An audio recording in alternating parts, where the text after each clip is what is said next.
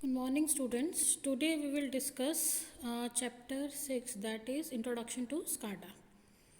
So let's start the topic. SCADA. SCADA means the full form of SCADA is Supervisory Control and Data Acquisition. So basically this system is used for industrial control system. We have seen till now that the systems can be automated. Control systems can be automated using PLCs, and PLCs have many advantages over relay networks. Now the purpose of SCADA, why we use SCADA? Now, if we want to control any system from the remote location, then in case of that, and there are so many devices that are controlled through PLC, all the system integrated can be controlled through supervisory control and data acquisition system, that means by the SCADA. So we can say that SCADA is a process automation system. It is used to gather data from various sensors and instruments located at remote sites and to transmit and display this data at a central site for control or monitoring purpose. So what does it mean? Means SCADA is a common process automation system which will gather the data from various sensors and instrumentation, and that sensor and instruments can be at remote site also, or they may be installed at the local sites. Now it will take that data and transmit the data at a central site from where whole the process automation will be controlled. So it's a central system. So common analog signal that SCADA system monitors can be like, it can control various levels, temperature, pressure, flow rate, motor speed, all the things can be monitored and controlled through SCADA systems. So in SCADA system, the host computers are located at the central or the master site. From there all the systems are controlled.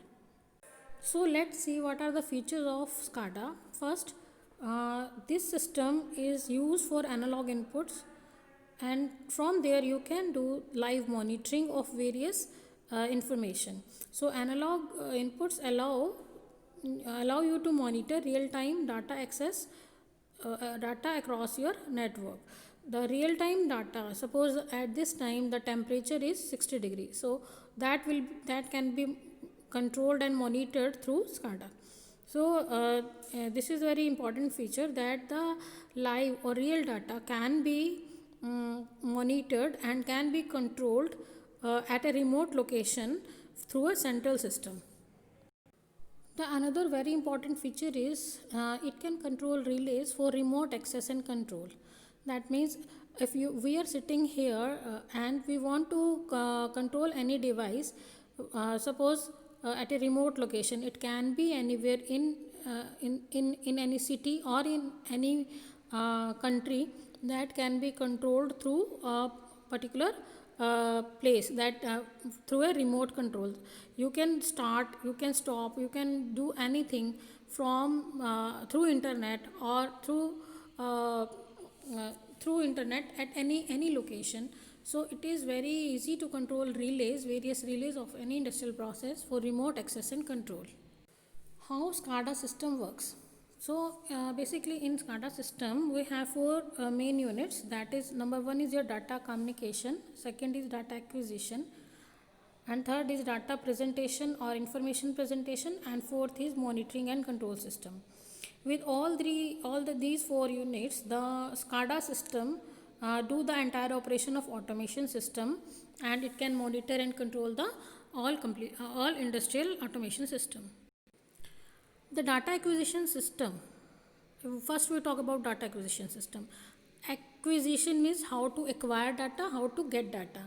So data acquisition system reads real-time data from all the connected machine units.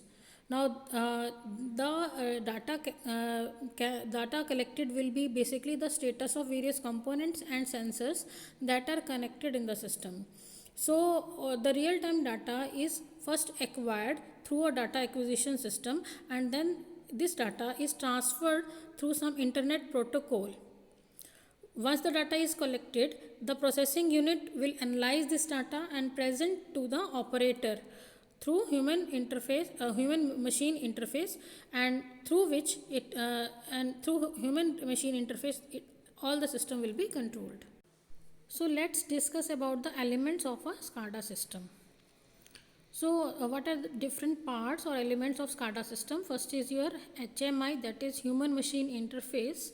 Second is RTU, remote control unit, and then MTU, master control unit, and then data transmission, that is through various communication channel or communication network. Here we can see there are various locations. From there the data is collected in RTU units. Here you can see this is one RTU, this is another RTU, RTU2, RTU, this is RTU3, and this is RTU4. So all the information is collected in remote control units, and all this data is connected through SCADA and through human machine interface. So here human will have all the data and operator will analyze all the data and will issue the instructions to control the any industrial process. So first what is the role of human interface? Human machine interface. So it basically it is an apparatus which presents process data to a human operator, and then human operator will monitor and control the process. So this basically HMI offers real time monitor of data through which operator can send commands to the controller. The input devices through which it can control the data can be a keyboard, mouse, trackballs. All these devices can be used for putting the input. So another unit is MTU, that is called master control unit. So in some industrial applications, in case of MTU, the host computer is used for monitoring the data. Basically it will communicate with all the RTUs that are connected in the system, and they are away from the central location. So one MTU will control all the RTUs. It can also control the scheduled program even when operator is not present. So automatically it will control all the information, or it will execute all the commands as per schedule after collecting the data from various RTUs. So RTU means remote control terminal unit. So basically on this unit various type of sensors are connected, and the function of RTU is to convert the sensor data to the digital data and send to the supervisory system. So RTU communicate with the master control terminal unit. RTU receives data. So basically it is communicating with MTU. It is sending the data to MTU and receiving the information from MTU. So RTU field device connection is done in the field through the cables. So it can supply both electrical power and actuator signal to the field devices. Next we will see what are the advantages of SCADA. The first advantage is long distance monitoring. We can monitor and control any system through remote location. Second, long distance training. Then protection against terrorism or alarm, and it produces data management system, and then automated operations with real time control. More and most importantly, these systems are very reliable and robust. So these are the advantages of SCADA systems. Now what are the application of SCADA? SCADA systems are used to control and monitor physical processes. For example, transmission of electricity. Second, transmission of gas or oil in the pipelines.